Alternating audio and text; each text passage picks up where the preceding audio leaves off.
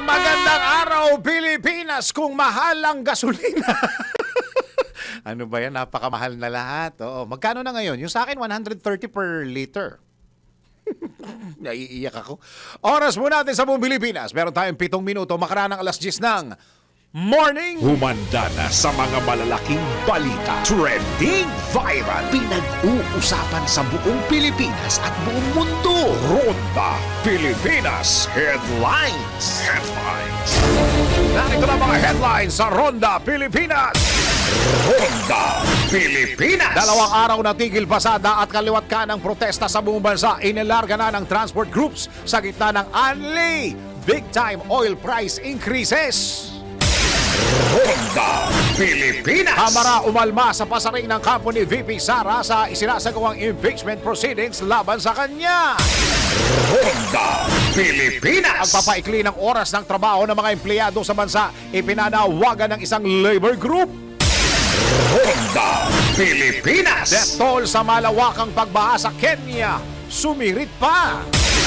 Ronda Pilipinas. Kumarami na naman ba ang mga lugar sa bansa na may matataas na heat index? Alamin mamaya sa live weather report ni Daryl Justin.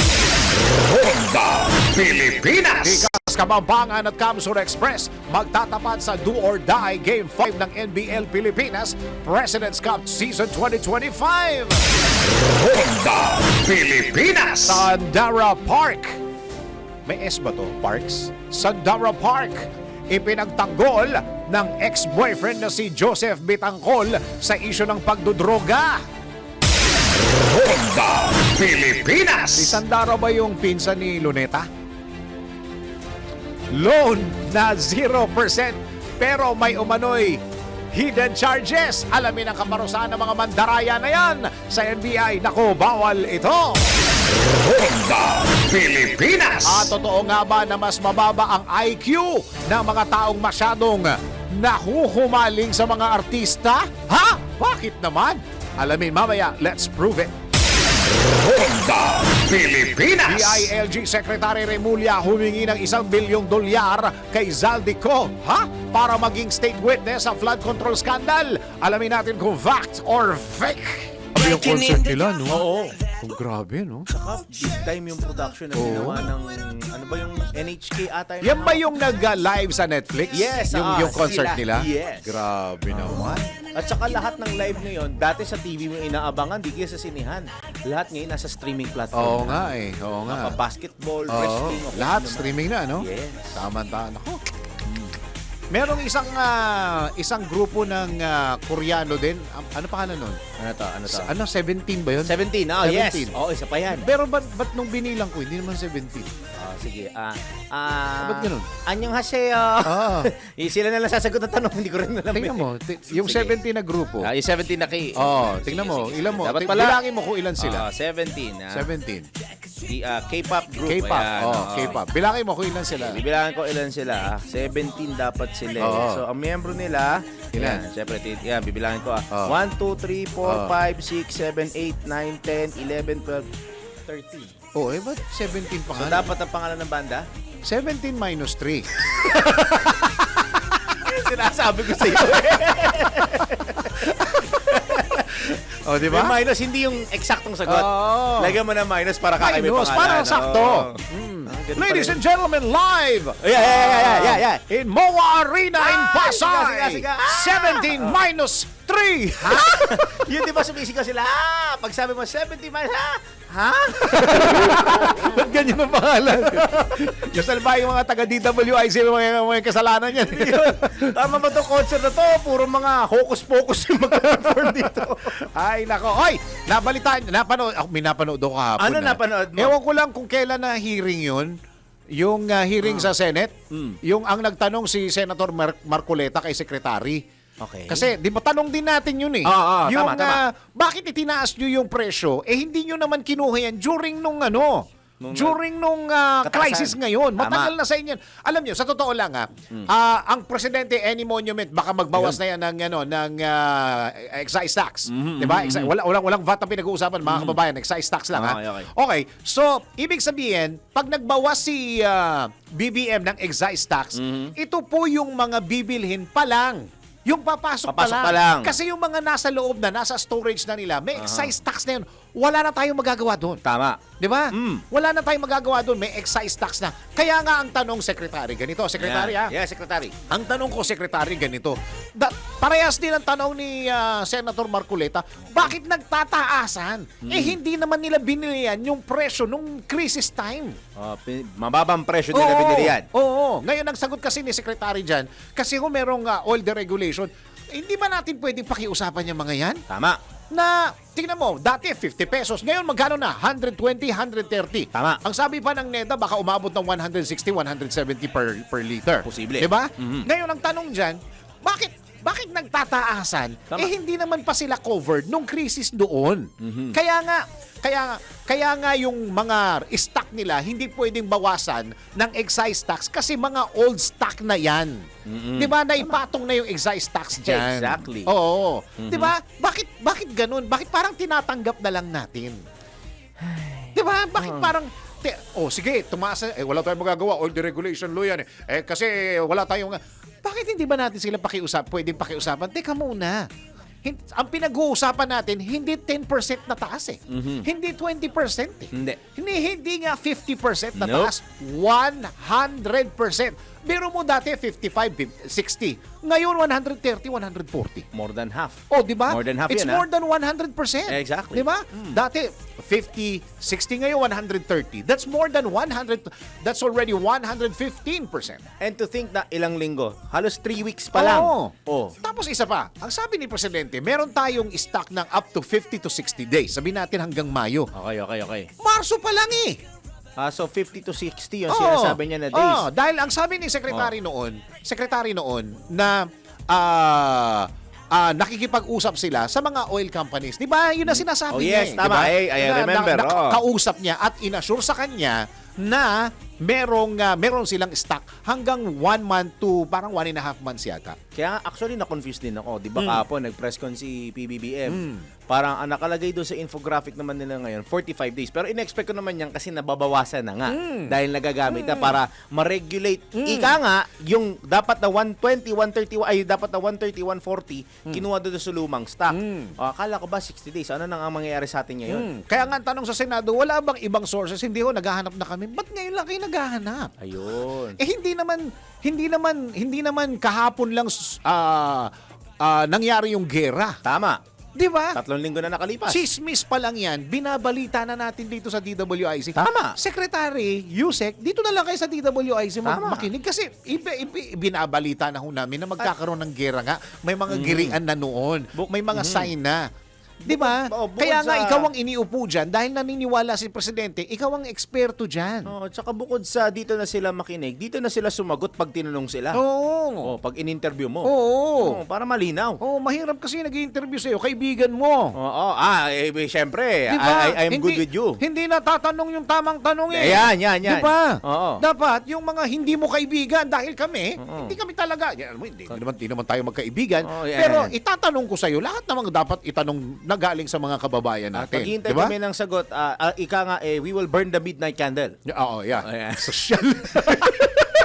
Ayan na naman yung midnight candle na yan. Ayan, kandila na naman na yan. Ngayon, ako nakikiusap din ako kay nakikiusap kami ni paring Drew na sagutin. Ayan. Sana yung telepono ni maski ni sino na nga yun? Si Secretary. Hindi, si Yusek Abad ba? Tama? Ano pa yung first name ni Si Yusek Rino. Rino Abad. Si attorney. Yan. Sana masagot at Ay. hanggang kailan. At saka, meron kasing balita, ang alam ko, ang sinabi ng BOC, Bureau of Customs, may papasok na ng ilang barrel. At saka nasabi ni BBM yung kahapon, hindi lang isang delivery, hindi daw 2 delivery, hindi 3 delivery. Flow of gasoline daw. Ayan. Dapat malaman natin na kung ano isasagot. At, syempre, pag-uusapan din natin yung mga nag-i-strike ngayon. Nakita nyo ba sa Facebook at saka sa TikTok, ang dami mga kababayan natin na hindi nakasakay kahapon. Stranded. Oo. Kala mo Grabe. may baha pero hindi baha. Oo, nakakaawa no? Nakabilad sa araw, tapos mga nagtatakbuhan, kawawa naman. Inaasahan mo, tingnan mo, yung lumalabas sa TV, Dami Inaasahan niyan. mo na, Akala mo may rally. Kala mo punta na EDSA ulit. Oo, na may yan, sa mga 1 trillion peso nanonood investment sa Aliw naman. Channel 23. Ayan yung mga tao. Grabe talaga. Aawa talaga ako. At saka, yung iba pa nga dyan, bukod sa naglalakad, inaasahan nila, papasok sila sa trabaho nila na amoy Ito yung kahapon, mabango. wala pa ito. Hindi pa ito kanina, di ba? Di ba Yung kanina, iba na naman dahil may strike ngayon. Ay, nako. Magandang araw, Pilipinas! Live na tayo sa DWIC News Nationwide. Live na rin tayo sa DWIC News FM regional stations. And of course, sa Radyo Ronda. And of course, sa lahat ng mga ginagawang radyo, ang kanilang mga TV, Aliw Channel 23 at DWIC News TV. Magandang araw, Pilipinas! Ako, ang iyong magiging tagapagbalita. Ako si Dennis! Dennis Antenor Jr. Ronda Pilipinas. Sa detalye ng mga balita, inilarga na sa iba't ibang lugar sa bansa ang 2 araw na malawakang tigil pasada bunsod pa rin ng nakakalulang presyo ng mga petrolyo dulot ng sigalot sa gitnang silangan. Kasabay nito, nagsagawa rin ng kilos protesta ang mga tsuper at iba't ibang mga grupo upang masolusyonan ang pamahalaan ng krisis sa langis.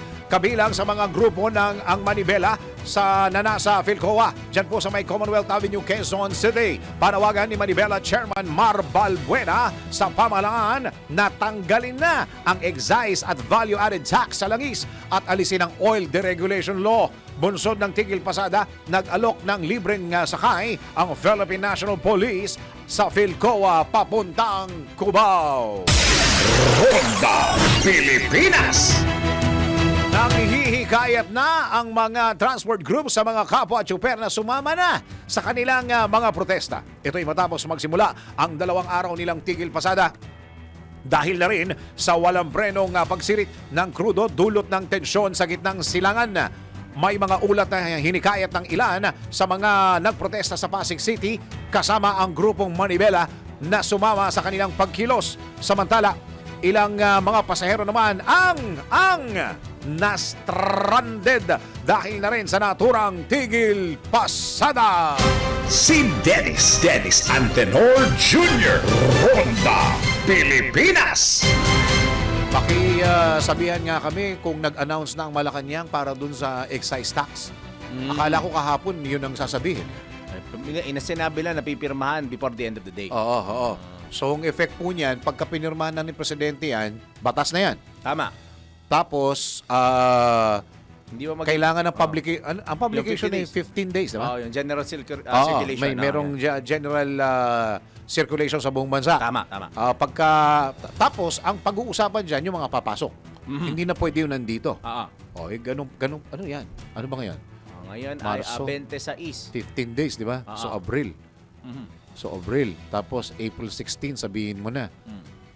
Katapos. Kaya pala sinasabi nila Mayo na. Kaya pala Mayo na. Ayun lang. Baka- Hindi kaya tapos na yung gera, no? Sa isa't kalahating buwan na nakalipas nung hindi man nakupitan pero nalamangan na tayo sa pagbabayad ng gasolina. Oo. Tanggap po tayo ng isang report.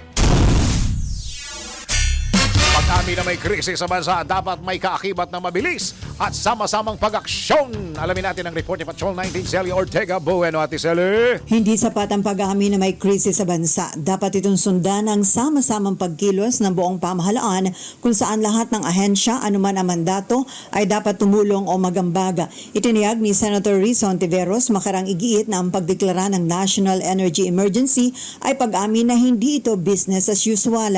Bagamat papuntaan niya sa tamang direksyon ang naging hakbang ng Pangulo, pero malinaw na hindi ito sapat kung wala namang agarang ayuda na mararamdaman ng ating mga kababayan. Kaya kaisa ng pamahalaan, sinabi ni Hontiveros na gagawin nila ang lahat ng paraan para mabawasan ang pasanin ng mamamayan. Makabubutian niyang suportahan ng Malacanang ang nakahain niya na panukala na 52.8 billion pesos supplemental budget para sa oil crisis response. Para ito sa assistance programs gaya ng expanded transport subsidy sa mga tsuper, agricultural subsidy para sa mga magsasaka at mga ngisda at repatriation at reintegration para sa mapapauwing OFW. Sinabi pa ni Hontiveros kung seryoso ang pamahalaan sa laban kontra hoarding, profiteering at supply manipulation, dapat may managot. Kung may nananamantala sa gitna ng krisis, dapat silang kasuhan at ikulong. Partikular na dapat bantayan ang profiteering at manipulasyon sa presyo sa hanin ng power plant operators, lalo na ngayong nakaamba ang taas sa singil sa kuryente. Ito sa Patrol 19, Sally Ortega Bueno, para sa pilang metodong lakas sa DWIC. Nagbabalita ng tama, naglilingkod ng tama. Kapag may bagong balita, naka-on air, agad-agad, DWIZ Patrol Report. At alamin na natin kung gaano magiging kainit. Pinakahuli, pinaka-latest, pinaka-napapanahon, whether we like it or not, ito ang magiging DWIZ Weather Report. Para sa ating weather report, nandyan si Daryl Justin, pare. Oy, good morning. Bago ko dakuhan yung ating weather report, kahapon kasi nagkaroon ng press conference ang Pag-asa. Itinaas nila yung El Nino Watch. Ah, Yes. Pero inaasahan nila ang declaration nito posibleng sa month ng either July, August o September. So we're expecting Pero nag-declare na sila ng summer, di ba? nag-declare sila na summer, but we're talking about El Nino, which is tagtuyot. Tagtuyot, Hindi yeah. Kasi La Nina is tag-ulan, halos Oo, di naman naramdaman ng end of the oo, year. oo. Eh, ang inaasahan nila by June, July, August or July, August, September, nasa around 56%, around 50 to 60% ang naposibleng ideklara nila yung onset ng El Nino, at ang chance na tumagal to hanggang end of the year ay maaaring 80 to 90%. Ay, ganun. Yes. Akala ko nga, pag summer, El Nino na eh. Yun din yung akala ng karamihan. Diba? Pero they're expecting Parang, na. nung maliit ako, ang alam ko ng summer, El Nino na yan. Hindi pa At pala. pag summer, wala kang mararamdaman na ihip na malamig na hangin kahit madaling araw. Eh di ba nung mga nakarang araw, meron pa. Kagabi, ay kanina madaling araw, medyo malamig pa. Pero kumpara from the previous Oo, 2 days, hindi. oo. Nag-19 degrees nung the past 2 Oo, days eh. oo. Ay naka, pati ang panahon sumasabay sa init ng ulo ng mga tao. Sa lagay po ng ating panahon, easterlies pa rin po ang dominant weather system na umiiral sa malaking bahagi ng bansa. Asahan po ng Northern Mindanao, Davao Region, Caraga, Soc-Sargen, Lanao del Sur, Maguindanao del Norte at Maguindanao del Sur ang maulap na papawirin, kalat-kalat na pagulan at may hinang mga paggulog at paggidlat. Tulad po yan na mainit at malinsang hangin dala ng easterlies. Yan din po ang same weather system sa Metro Manila, pero asahan po na mas magiging maaliwalas at maganda ang panahon na may mababang tsansa lamang po ng mga pagulan at mababang tsansa na may hinang mga pagkulog at pagkidlat. Wala pa rin tayong inaasahan na bagyo o LPA na maaaring mabuo sa loob at labas sa Philippine Area of Responsibility, pero pare ko, ibalik natin yung satellite imagery ng Pag-asa kanina dahil may nakikita tayong cloud clusters dyan po sa southeastern portion ng ating bansa within the Philippine Area of Responsibility. Ito ay kumpol ng kaulapan lang dala ng easterlies at hindi inaasahan na magiging weather disturbance sa anumang bahagi ng ating bansa, particular na po sa south portion o southern portion at southeast portion ng Mindanao. Sa susunod na 3 araw mula Biyernes hanggang Linggo, ay naku, pagdating pala ng Linggo, magsisimula na yung Semana Santa. Maaliwalas at mainit po ang lagay ng panahon na inaasahan natin sa Metro Manila. Maglalaro ang temperatura sa 26 o 25 hanggang 34 degrees Celsius. Mababa ang chance ng pag-ulan, nasa 5 to 10% lamang, kaya bagamat hindi gaanong inaasahan ng mga pag-ulan, patuloy na mararanasan ng matinding sikat ng araw at ang mainit at maalinsangang panahon. Gayan din ang iiral sa malaking bahagi ng Visayas. Maglalaro naman po sa 23 hanggang 31 degrees ang agwat ng temperatura at nasa 2 to 15% lamang po ang tsansa ng pag-ulan. Halos magkalintulad din ang weather conditions sa susunod 3 araw dyan po sa may Mindanao area. Kaya sa ating mga kababayan, magbaon pa rin po ng inyong panangga sa init, tulad ng inyong mga sunblock, sunscreen, ang inyong mga payong at syempre ang mga tubig po ninyo huwag nyo kakalimutan para makaiwas sa heat stroke at saka sa dehydration. Sa ating heat index forecast para sa araw na ito, dumarami na po ang mga lugar na makakaranas ng matataas na heat index temperatures. 3 lugar po sa ating bansa: Coron, Palawan, Dumangas, Iloilo at Borongan, Eastern Samar. Nasa 41 degrees ang heat index para sa araw na ito. 41 na. 41 ito. Sa Cavite lang, sa may Sangli Point, ng isang beses na para nasa 36, 37. Kasama ang Cavite ngayon sa 40 degrees na heat index para sa araw na ito. Kabilang po dyan ang Eastern Hindi mo na Samar. ako uwi dun sa bahay namin doon, sa kabila muna ako. Sa kabila mo na. May kapitbahay Ay, ka ba hindi sa pala, kabila? isa lang pala bahay. Hindi, Kalimutan ko. Tulungan kita, dagupan. Okay Pare, labas ako Ang pananaw po sa bahay ni Dennis at Jr. Wala po kami kinalaman dyan. 40 degrees po, Cavite, Iloilo, Giwan, Eastern Samar, Dipolog, Cotabato, yun lang. Sa Dagupan, di nalalayo sa Cavite, Nako. 39 degrees Celsius. Init yun. Kasama po yan sa 6 na lugar na makakaranas ng 39 degrees na heat index. Sa Naiya, Pasay City naman, ilang lugar sa may northern Luzon, maging sa Mimaropa, kasama po ang Zamboanga at Davao, nasa 38 degrees. Ay, ang paborito mong garden, ang Science Garden sa Quezon City. Yan. baby. Ayun, oo. Kinanta po siya ni 17-3. Hindi. Ano? F4 kumanta nun, di ba? F4 ba? Hindi Oo. ko kasi 17 ka eh. F4 Minus yun. Yung 17 na hindi 17. Ah, 13 lang pa. Mali pa ako sa computation ko. -4 pala.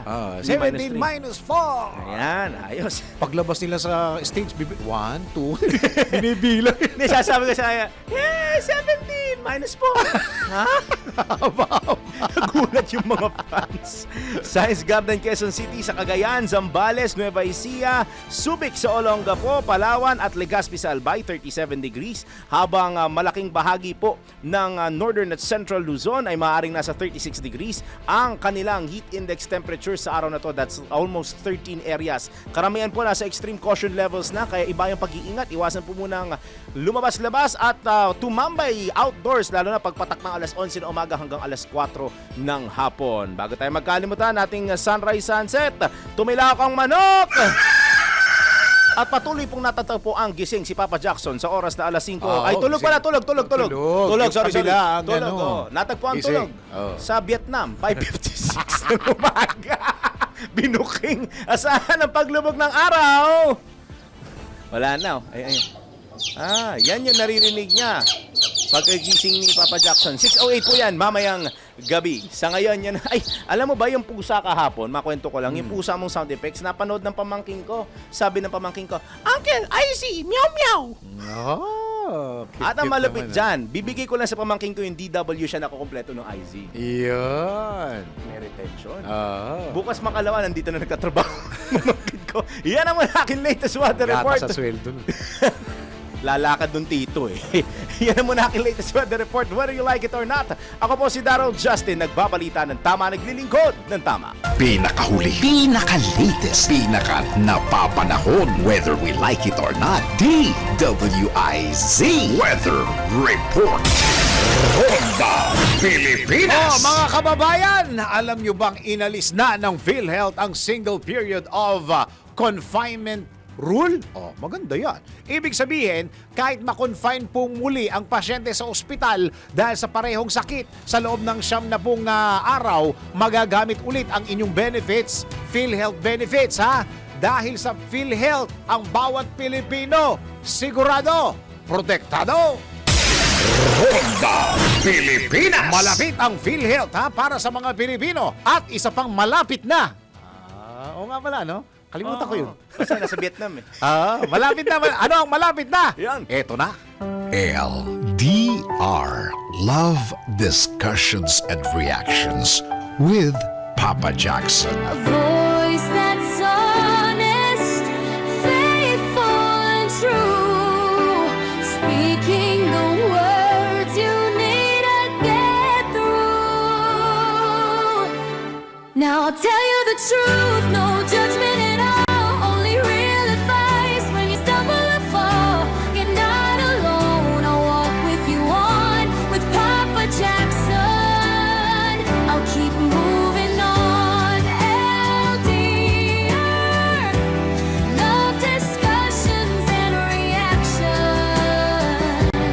Now I'll tell the truth to Papa Jackson. On DWIZ Nationwide. Soon. Live na Yan na, live yan na. via satellite. ha? High-tech. Ilang araw. 11 days! Ito na yung mga balitang impormasyon sa Ronda Pilipinas. Tanggap po tayo ng isang report. Isang 1,500 na charity buy pinamahagi ng PCSO sa Love for All Caravan sa Laguna. Narito ang report ni Angelo Bainio. Namahagi ang Philippine Charity Sweepstakes Office ng kabuuang 1,500 charitimba sa pangunguna ni GM Melquiades Robles sa ginanap na Love for All Caravan sa Santa Rosa Multipurpose Complex bilang karagdagang tulong sa mga benepisyaryo. Ang charitimba ay naglalaman ng iba't ibang pangunahing pangailangan tulad ng pagkain at iba pang essential goods na makatutulong sa pang-araw-araw na pamumuhay ng mga pamilyang nangangailangan. Ang Love for All ay proyekto ni First Lady Lisa Araneta Marcos na naglalayong ilapit sa mamamayan ang iba't ibang serbisyo ng pamahalaan, partikular ang libre at dekalidad na serbisyong pangkalusugan, lalo na sa mga komunidad na may limitadong access dito. Bukod sa pamamahagi ng tulong, ipinagkaloob din ng PCSO sa lokal na pamahalaan ng Santa Rosa ang halagang higit sa 1.2 million pesos bilang kanilang Lotto shares mula buwan ng Hulyo hanggang Disyembre taong 2025 na inaasahang makatutulong sa pagpapatupad ng mga programang pangkaunlaran sa lungsod. Patuloy ang PCSO sa pakikipagtulungan sa mga lokal na pamahalaan upang mas mapalawak ang abot ng kanilang mga programa at matiyak na mas maraming Pilipino ang mabibigyan ng agarang tulong at serbisyo. Yan ang PCSO, hindi umuurong sa pagtulong. Angelo Bainyo, nagbabalita ng tama, naglilingkod ng tama. Ronda Pilipinas. Sa Laguna yan, pero ito, nagpamigay din ng Philippine Charity Sweepstakes Office na nasa 500 naman ito, 500 na charity ba sa mga residente ng barangay Bagong Baryo, Pandi, Bulacan. Bulacan naman ito. Ito po'y bilang bahagi ng patuloy na paghahatid ng tulong sa ahensya sa mga nangangailangan na komunidad. Pinangunahan ni PCSO Director Jennifer Longson Guevara ang naturang pamimigay ng charity ba sa mga residente ng lugar. Nagpasalamat naman si Barangay Bagong Baryo Chairperson May Ann Nicolas sa naiabot na tulong ng PCSO sa kanyang barangay. Lalo na't makakatulong ito sa mga benepisyaryong kapos sa buhay tulad ng mga kababaihan, kabataan, senior citizen at persons with disabilities. Ronda Pilipinas. Speaking of PCSO, alam nyo ba na ang katumbas ng bawat taya sa Philippine Charity Sweepstakes Office o PCSO ay kawang gawa? Sa bawat ticket mo, siguradong may matutulungang Pinoy sa kanilang pangangailangang medikal. Dahil sa PCSO, basta kawang gawa at pagtulong, hindi ka nila uurungan. Kaya palaging tandaan, ang bawat taya may kawang gawa. Ronda Pilipinas. Samantala, tuloy-tuloy ang pamimigay ng tulong ng gobyerno sa lahat ng mga driver. At itong alam kong mga DSWD ang isa sa mga leading agency dyan, di ba? At iniintriga ang DSWD. Kaya talaga, walang gagawin, iniintriga nyo. May ginagawa, iniintriga nyo pa rin. Ano ba? hindi na alam kung anong gagawin ng tao sa inyo. Teka muna, isa ho sa mga binigyan ng tulong, itong TNVS. Nasa linya po natin ngayon ang presidente po ng TNVS, si paring June De Leon. June, magandang araw.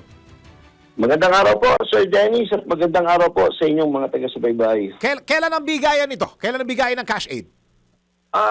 Sir Dennis, kahapon po ang schedule ng bigayan ng ilang TNVS drivers. Oh, very Yan. good. Oo. Ano yung sabi kasi, lumalabas sa balita, hindi na raw pinahihirapan masyado yung mga driver. Ano ba mga requirements diyan? Maganda pong balita yan, hindi pinapahirapan ng mga requirements ng mga driver. Dahil dapat naman, no? Dahil dalawa lang dapat hinihingi nila, yung lisensya at saka yung katunayan na nagda-drive sila sa isang TNCs or TNBS application. Magkano bigayan, paring John? 5,000 po yung ayuda na galing sa ating gobyerno. May malaking tulong din po ito sa ating mga panggastos, sa ating mga drivers, kasamahan drivers. Pero, Sir Dennis, hindi lahat Ay, bakit? Hindi lahat nabigyan. Ay, bakit? Malaking porsyento ang hindi nabigyan dahil hindi ko alam kung bakit yung mga transport network company na sinasabi ng DSWD at LTFRB ay finilter daw nila. Ay, teka muna. Saan ba galing yung listahan? Hindi ba galing sa LTFRB yan?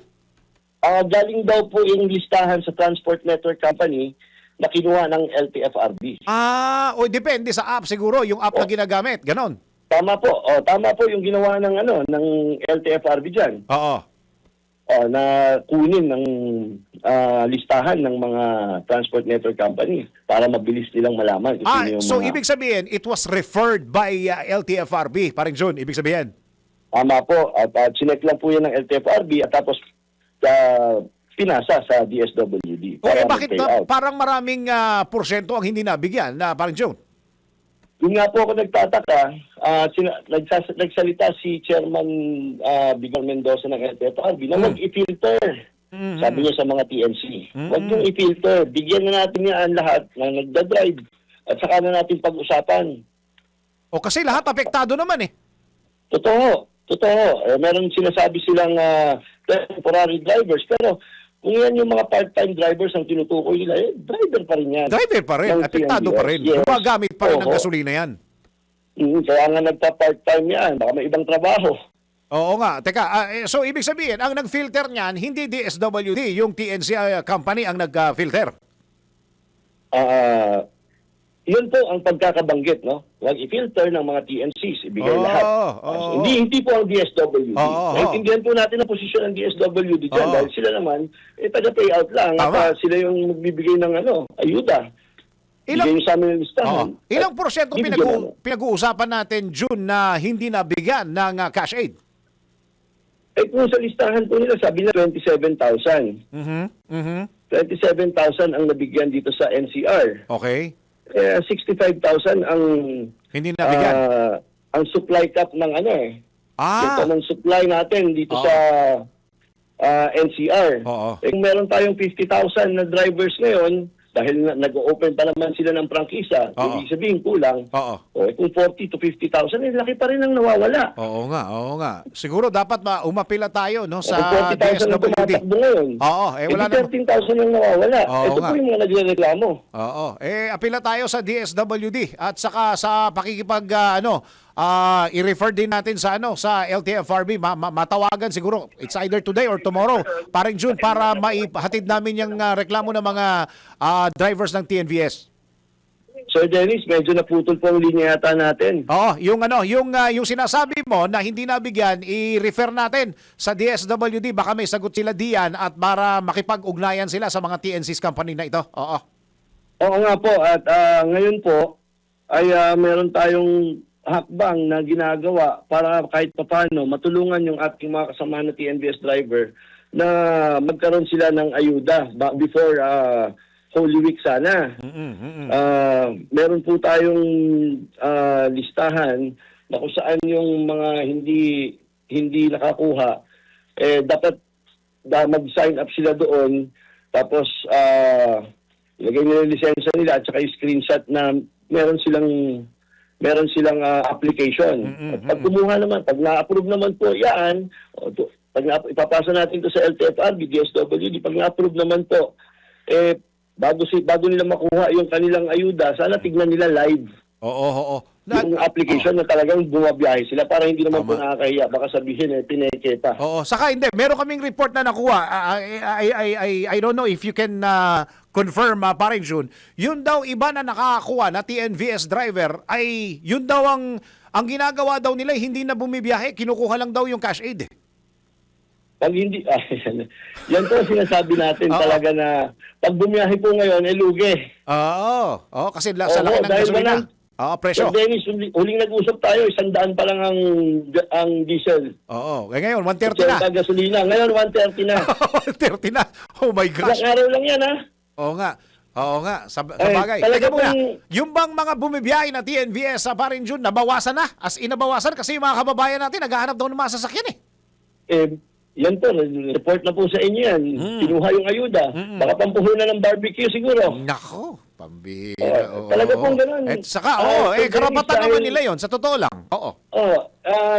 Kahapon, yung isang driver na kausap natin, 18 hours. Nako. Nabiyahe niya, 300 nung nakaraan ang kita niya. Ngayon, yung 18 hours, kumita ng 3,400 ang gross niya. Pinanggasolina, yung dating 1.2 na diesel niya, ngayon, 2.4 na rin. Nako po. Na doble. Nako po. O, Hindi ba, talagang nakakalungkot. Magbaboundary pa. hindi ba pwedeng bawasan yung kita naman ng TNCs? May panawagan ba kayo sa mga TNCs company na baka pwede patulong? Totoo po yun. Talagang yung panawagan natin, yung matagal na panawagan natin, i-regulate sana ng ating gobyerno. Oo. No, yung komisyon na kinukuha ng transport network companies. Dahil malaking tulong po ito ngayon, lalo na ngayon. Oo. Wag naman 25 to 30%. Laki. Yung iba nag-ooperate ng 5 to 10%. Sige, manawagan ka pa rin Jun na na i-regulate na rin yung ano ba tawag doon? Yung top up, ano ba tawag doon? Transport network company po. Hindi, Ayan, yung mga ibig sabihin komisyon nila. yung share nila, ano tawag nila doon? Ano tawag niyo doon? Yung share nila na Commission po. Commission. Commission. Oo. Commission, Sige, manawagan ka. oo. Manawagan ka. Ay nakikinig saan si yung mga bossing diyan sa LTFRB. Go ahead. Ayan. Nananawagan po tayo ulit. Paulit-ulit po. Na, sana po ay ma-regulate po ito dahil napakalaking parte po ng kita ng mga TNBS drivers ang kinukuha ng Transport Network Company. Okay lang naman po na mayroong komisyon dahil sa kanila naman po talaga ang application. Pero matagal na panahon naman na po na tumikita na sila sa ating mga TNBS drivers. Sana po sa panahon na to, kahit pa paano, yung TNBS driver naman ang pakitain ng mas malaki. Kahit pa paano Dahil sa sobrang nakabawi na taas sila. ng gasolina Oo. at diesel. Tama po, makabawi man lang. Oo, Para makabawi hindi man po lang. mahinto ang operation ng TNBS. Yun. Okay, parin Jun, i-refer namin itong request mo at pati dun sa reklamo dun sa yung parang binabawasan. Anong term mo dun kanina? Yung Komisyon. Hindi, yung mga driver na hindi na nabigyan. Anong term mo dun kanina? Yung binabawasan. Mga drivers na hindi nabigyan ng ayuda, yun po ba? Oo. Ayun, meron po tayong mga listahan dito Oo. na driver na hindi nabigyan ng ayuda. Kung kanino namin ipapasa, baka humingi na rin kami ng tulong sa iyo, Sir Dennis. Oo. Tatulungan mo kami. Sige, iparating natin yung mungkahi mo at saka yung impormasyon na yan, Parin Jun. Parin Jun, maraming salamat sa binigay mong impormasyon na yan at saka sa oras mo na binigay sa DWIZ. Maraming salamat, Sir Dennis, at parati kayong nakasuporta sa aming mga kasamahan, lalong-lalo sa transport sector. Maraming salamat po. Mabuhay po kayo. Maraming salamat, Presidente po ng Laban TNVS, si Paring Jun De Leon. Ronda Pilipinas. Panawagan kay doon sa pinaka-bossing natin dyan sa LTFRB. Baka pwede daw na i-regulate. Naku, baka nakikinig mo. Oo, baka oras na daw. Nakabawi naman na daw sila. Oo, nako, teka muna. Pinag-uusapan na rin lang natin ang hirap ng buhay ngayon. Pag-usapan natin dahil yung mga misis baka kausapin na rin natin baka mauubos na yung LPG mo, ha? Baka yung bang LPG mo mabilis maubos? Ha? Bulok na bulok pa? At walang tatak yung pinakatangke, yung pinaka-LPG mo? Ha? Naku. Maging alisto po tayo mga SME. Baka dinadaya na tayo. Delikado po yan. Kung naghahanap ka ng LPG na tested at proven ang kalidad, tama ang timbang at available pa nationwide, dito na tayo sa Regasco. Meron silang mahigit 400 na showrooms at higit sa 2,000 dealer network sa buong Pilipinas. Kaya ano pang inaantay mo? Hanapin na ang Regasco sa mga suki ninyong LPG dealers. Tandaan, para sigurado, Regasco! Para siguradong iwas sunog, narito ang ilang siguradong tips sa pagbili ng LPG. Piliin ang tamang supplier. Bumili lamang sa lisensyadong supplier ng LPG. Sila ay merong dapat na License to Operate o LTO mula sa Department of Energy or DOE. Sigurado safe ka. Kung alam mo ito, isang Fire Prevention Month reminder hatid ng DWIZ News at ng Regasco. Regasco, kinilala ng Department of Energy na sumusunod sa pamantayan ng ligtas na LPG para sa Pilipino. Ayon sa LPG Industry Regulation Act, Republic Act No. 11592. Para sigurado, Regasco.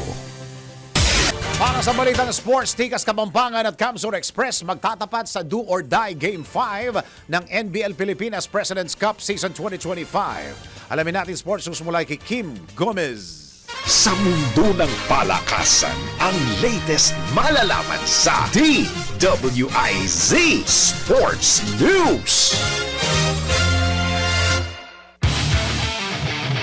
Wala nang uurungan matapos ang 4 na dikdikan at punong-puno ng aksyon na laban, haharap ang Tikas Kapampangan at Camsur Express sa isang matinding do-or-die Game 5 para sa kampyonato ng NBL Pilipinas President's Cup Season 2025.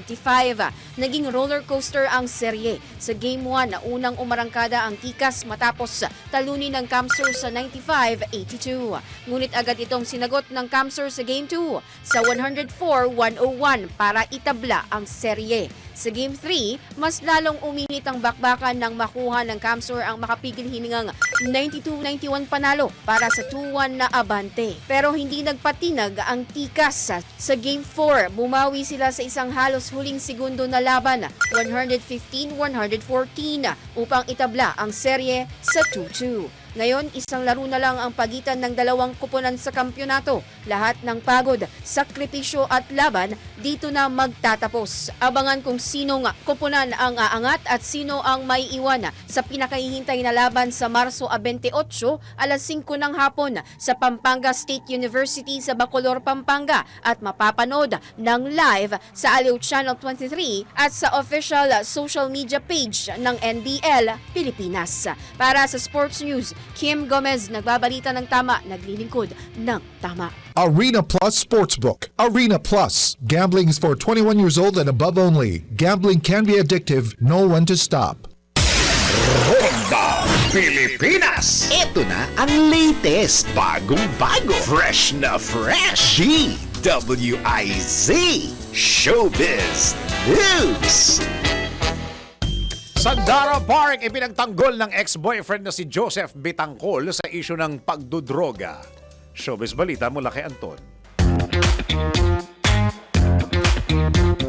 Para sa aking balitang showbiz, ipinagtanggol ng aktor na si Joseph Bitangkol ang kanyang ex-girlfriend na si Sandara Park kaugnay ng mga aligasyon ng paggamit ng illegal na droga. Lumabas ang isyu matapos ang payag ng kapwa miyembro ng 2NE1 na si Park Boom na nagbanggit na umano'y paggamit ng droga ni Sandara na itinanggi naman ang huli. Ayon kay Joseph, imposibleng gawin ni Sandara ang mga ibinibintang dito dahil sa sobrang dedikasyon nito sa kanyang pamilya at karera. Ibinahagi rin niya na kahit ang paninigarilyo at pag-inom ng alak ay hindi umano hilig ni Sandara kaya't imposible umano ang ibinibintang sa singer. At iyan aking balitang showbiz para sa impilang may todong lakas, DWIZ.